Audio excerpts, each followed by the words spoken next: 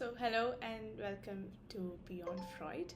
I know it's been some time since I uploaded my last video, but here I am, and today we will be talking about Darian Leader's book, The New Black: Mourning, Melancholia, and Depression.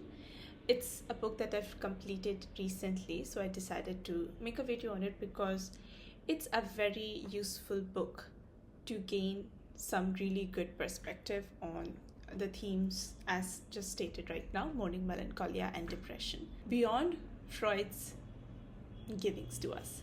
It is not that there has not been any work done after Freud or that Leader's work covers the whole discourse, but it gives the reader a psychoanalytic view which is supported by anthropological work, which I believe is very important to know if you're getting into psychoanalysis. And at the same time, Leader also associates his work to work done by artists, and that's also gives us a new perspective. So the book is a compact reference, you can say, to the topics, and it covers other analysts as well, such as Lacan and Klein. Another thing about the book is that it also adds to the discourse when Leader actually talks about the social aspect of mourning and how public mourning or mourning rituals are there to facilitate private mourning. But to understand all of this, which I've just said right now, we actually have to go back to the start and have a look at the concepts first. So a bit about the book itself before I begin. It has a total of 4 chapters, and then the introduction, the conclusion, and in the edition that I bought, it had 208 pages. It is written in a relatively jargon-free language, but contains a wealth of information, and it is helpful to supplement the reading of the book with original works of the analysts as well. It just adds to your knowledge base. So in this video, we will be discussing the introduction and the first chapter only. So let's start by first having a look at the introduction, where the core question of the book is put forward to us by the author. What sense could we make of the categories of mourning and melancholia today?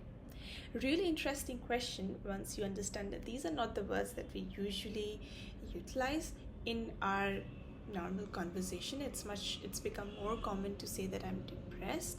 So, and these are actually, mourning and melancholia do feel like very technical concepts, so they're not that easily slipping into a conversation. But from a clinician's point of view, from a therapist's point of view, from a person who is studying psychoanalysis point of view, these are the words that should be there in our discourse.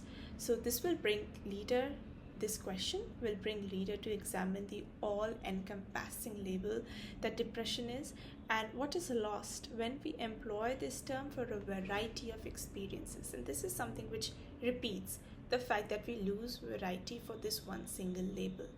Mourning and melancholia supply to us the ability to observe the difference in these experiences. And do keep in mind that Leader is not saying that we should remove the label of depression itself. No, what he's doing is that he's looking it in depth. What is actually there underneath the label of depression? So the first chapter provides us with the question: should we see depression as a single unique entity? Very relevant, but also again for the reader to keep in mind, not a new question. The whole debate on the act of diagnosing versus lived experiences has been ongoing since we had psychiatry, since we had DSM, and it's not a recent development as a lot of us in the community believe it to be. We are not the first people to be asking these questions, and rather what should be of interest to us is to know that how are these questions being answered by today's generation. And usually you do find quite generic answers to begin with, but Leader's response I found to be different is because it gives us depth. In his answer there is depth, which allows the discourse to develop further and not remain on the surface level.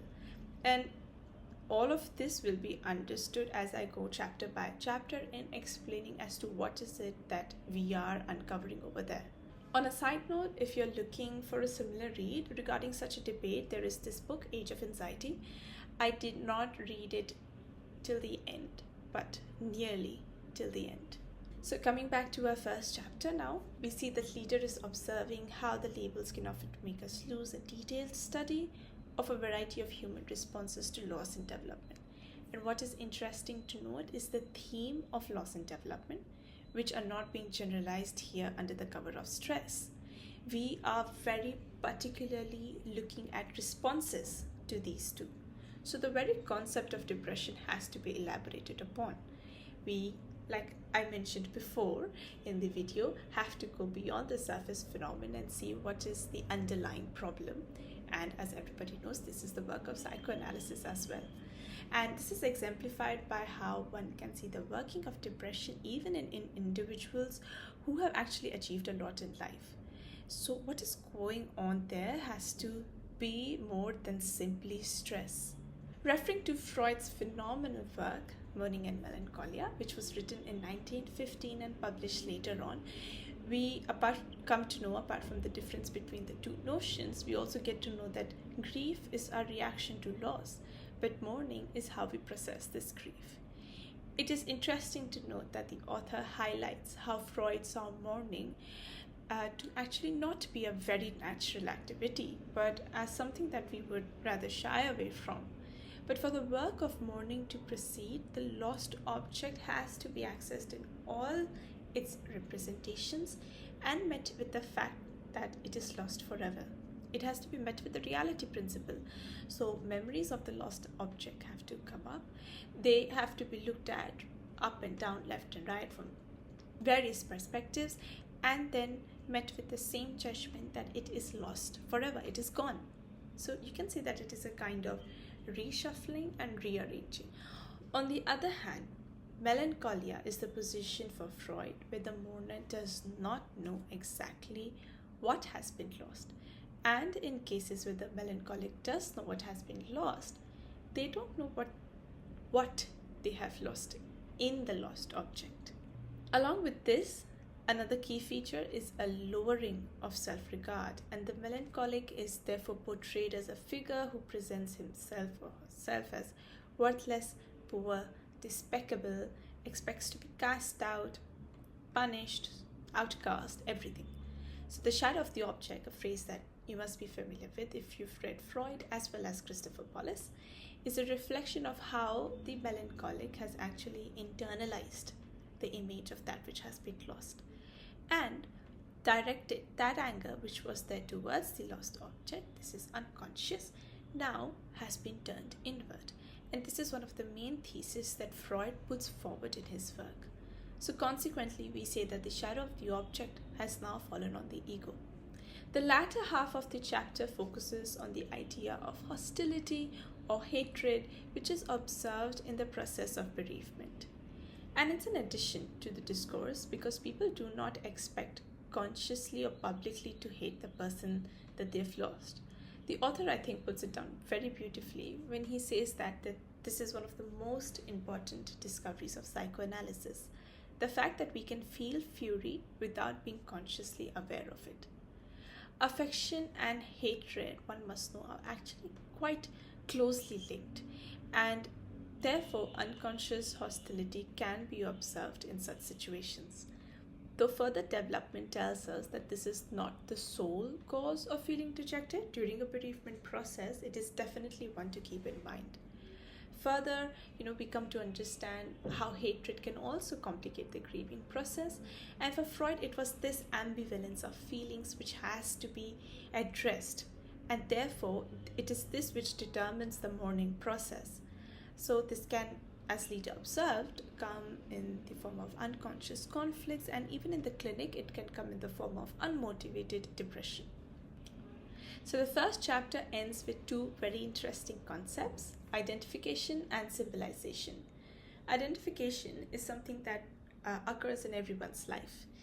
But when a person is mourning, we observe that they seem to take parts of the object which has been lost by identifying with it. So this can be the way that person used to talk, eat, walk, or even the way that they used to view the world. So these identifications at times do need a presence of the third for one to be able to symbolize what has been lost. And this symbolization is very important for the work of the mourning process. So in other words, one needs to register what has occurred, and often it is the melancholic who would seek out a therapist to be able to symbolize their loss and be provided a language through which they can represent what has been lost in the first place. So this is a review of the first chapter only of the book, The New Black by Darian Leader. And I know it's a short video still, but the coming videos will review the other 3 remaining chapters, and I'll fit in the conclusion into it as well. So thank you for listening to this video. I hope you like it. The comments are always open if you have anything that you would like to share, any questions, any discussion that you would like to start, or anything that you would like to point out in the video, and I am really glad to read all of that. So I'll see you for the next video.